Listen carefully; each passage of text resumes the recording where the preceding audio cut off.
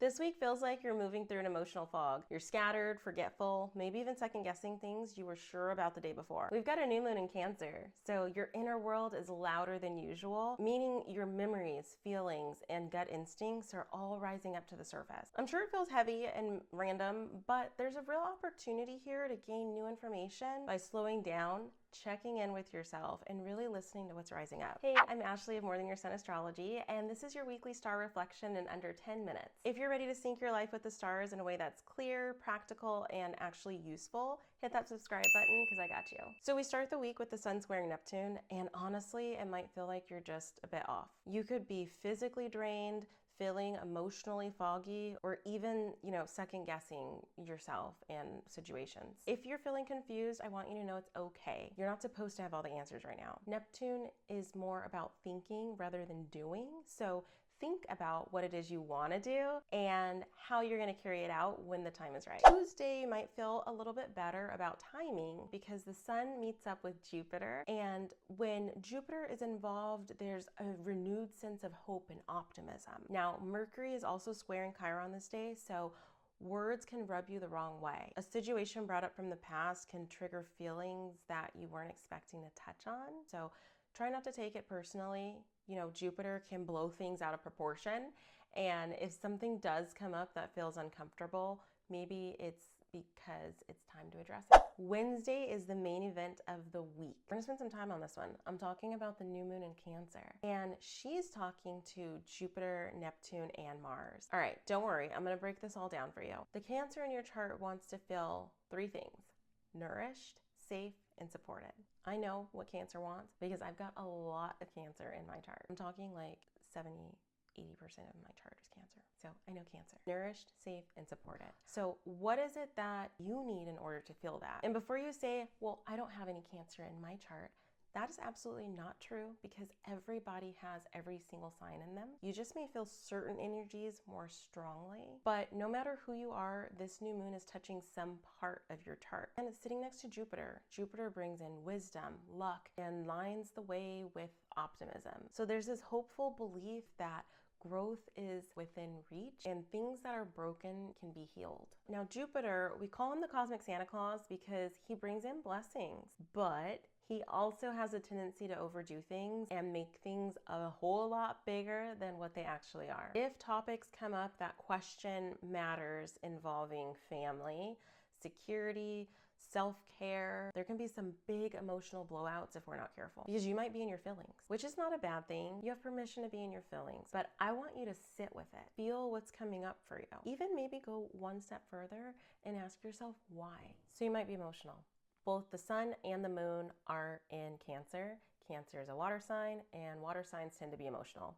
It is what it is. However, one of the challenges and the lessons that Cancer asks you to overcome is management of your emotions. So think about reflecting before responding. There's also another player in this lunation, Neptune. Neptune is deeply sensitive. He puts us in contact with our intuition and speaks to us without words. You know those people who can just walk into a room and immediately feel all the energy? They probably have strong Neptune in their chart because they're empathetic and they can communicate without words. They pick up on energy. Neptune doesn't just bring on empathy. Emotions can be confusing and lines can get blurred.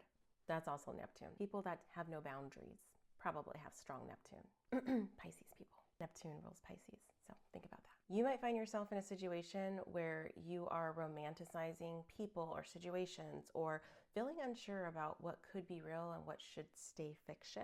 Deception, wishful thinking, and placing too many expectations on people are topics that can come up when the moon squares Neptune. Key information can be missed. This is a time where our emotions and fantasies can get the best of us. So I would try to ground yourself as much as possible. Stay mindful. Luckily, there's one last player to help you do that, Mars. Now, Mars is not normally known for bringing grounding energy, but Mars is in Virgo, an earth sign, which can help us think more logically, more strategically, and drive us back up to the surface when we're swimming around too deep in our emotions. Mars is also here to help you gain momentum and motivation for future plans you want to use this new moon to set intentions for. The new moon is the seed, Neptune holds the dream, Jupiter grows it, and Mars pushes it forward. Moving on to Thursday, Mercury sextiles Uranus, the Sun sextiles Mars, and Venus sextiles the North Node. Also, Mercury enters Leo this day, so there's a lot happening. What does it all mean? Sextiles are opportunities. So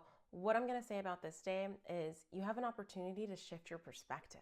My advice would be to keep an open mind. Mercury-Uranus can bring new insight you didn't see before. Sun-Mars can bring confidence and the ability to make clear, conscious decisions. And Venus and the North Node bring harmony that's in alignment with where you wanna be. This is all very positive energy for you to take advantage of. Live it up.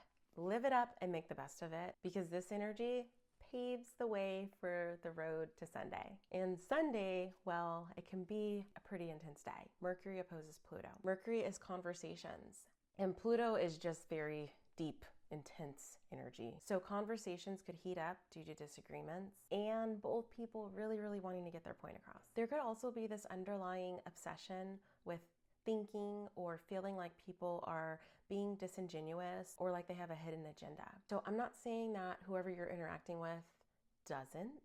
I'm just making you aware that sometimes when Mercury opposes Pluto in the sky, it can reflect as obsessive thinking, even to the point of paranoia, defensiveness, and a need to be right about everything. So don't get caught in power struggles. Also remember that if you're not feeling this energy, someone else might be. So just stay mindful and aware.